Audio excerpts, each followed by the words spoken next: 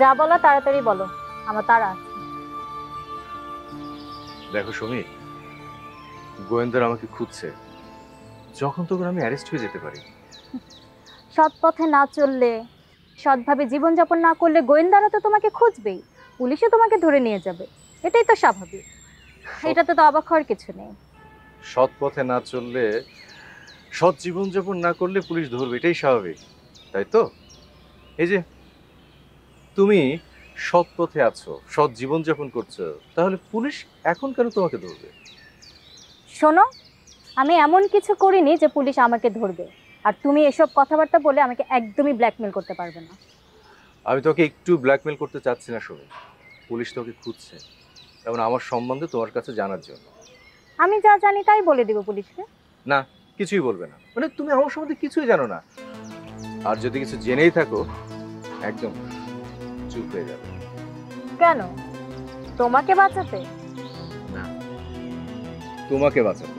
যদি চেপে না যাই? আমি ফাঁসলে কিন্তু তুমি ফেসে যাবে সুমি। তুমি নিশ্চয়ই চাইবে না তোমার এই সুন্দর জীবনটা জেলখানা লাল দালানের মধ্যে সারাটা জীবনের জন্য আটকে যায়। কাউকে ফাঁসানো কি এত সহজ নোমান? কাউকে ফাঁসানো এত সহজ কেন জানি না, তবে তোমাকে ফাঁসানো আমার জন্য কঠিন কিছু না। ঠিক আছে, চেষ্টা করে দেখতে পারো। এই, কোথায় যাচ্ছ তুমি? তোমার সাথে এখন আমার কথা শেষ হয়নি। তোমার কোনো কথা শোনার কোনো ধরনের রুচি আমার নেই, আর যতটুকু ছিল ততটুকুও চলে গিয়েছে, আর এক সেকেন্ড আমি এখানে থাকতে পারবো না। সর এখান থেকে।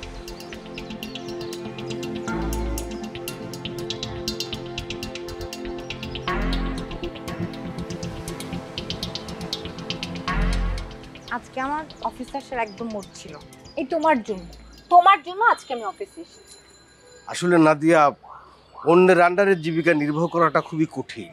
এখন যেহেতু আমরা তার আন্ডারে চাকরি করছি, এটুকু আমাদের সহ্য করতে হবে। এখন অন্যের উপর রাগ করে মাটিতে ভাত ঢেলে খাওয়ার তো কোনো অর্থ হয় না।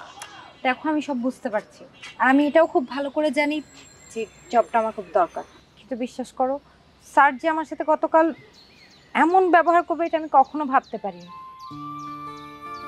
আমার তো এখনো মনে পড়লে কান্না চলে আসছে। শোনো নাদিয়া, মানুষের মুডের উপর অনেক কিছু নির্ভর করে।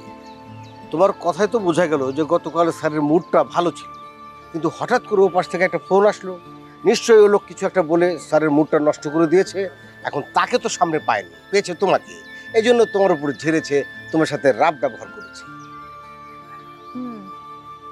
এটা ঠিক বলেছো। দেখো, স্যারকে তো আমরা আজ থেকে চিনি না, অনেকদিন আগে থেকে চিনি।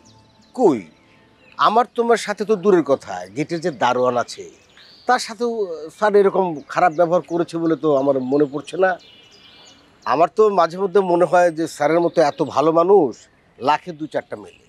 আমি কোনো কিছুই অস্বীকার করছি না মন্টু, কিন্তু হয় না, মাঝে মাঝে মানুষের ব্যবহার নেওয়া যায় না। আমার ক্ষেত্রেও একই অবস্থা। আমি যতবারই মনে পড়ছে, বিশ্বাস করো, আমার অনেক কষ্ট হচ্ছে। শোনো না, আমার মনে হচ্ছে কি, স্যার তোমার সঙ্গে যে খারাপ ব্যবহার করেছে, বাড়িতে যাওয়ার পর নিশ্চয়ই তারও মন খারাপ হয়েছে, সেও লজ্জিত হয়েছে। তোমার কি মাথা নষ্ট হয়েছে মন্টু? সেটা তো আমার সবসময়। তার ব্যবহারে আমার মন খারাপ হলো কি মন ভালো হলো তাতে তার কি যায় আসে বলো? আর তাছাড়া এই ঘটনাকে কেন্দ্র করে স্যার অফিসে আসবেন না, তা কি করে হতে পারে? না, আসলে ব্যক্তিগত জীবনে আমি কারোর সঙ্গে খারাপ ব্যবহার করলে নিজে খুব লজ্জিত হই, এজন্য ভেবেছিলাম আচ্ছা বাদ দাও, চলো স্যারের সাথে মানে একবার মনে হয় যে দেখা করি। দেখা যাক না স্যার কি বলেন। আমার মনে হয় যে ওনার সাথে যদি খোলা একটা কথা বলবো।